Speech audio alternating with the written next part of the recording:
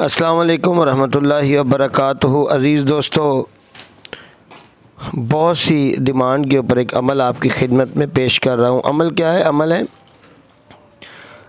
किसी भी बंदे को तस्खीर करने का और उसको मतलब है कि हाथ मिलाते हुए अपना गर्विदा करने का। ये देखिएगा, अमल आपकी खिदमत में पेश है।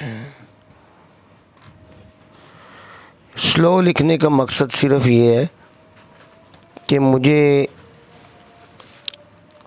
इसमें कैमरे में देख के लिखना काफ़ी मुश्किल लगता है। अब ये कैमरे में ये देख के लिखना ये मेरे लिए इतना आसान नहीं है। ये देखें, अभी ये लिख के इसके बाद थोड़ा स्पेस देखें इस तरह।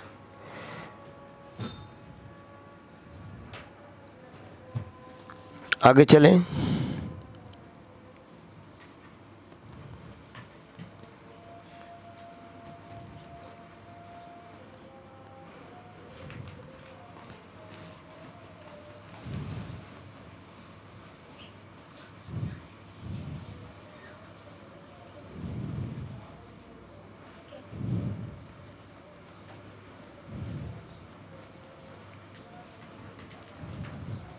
ये ऐन है,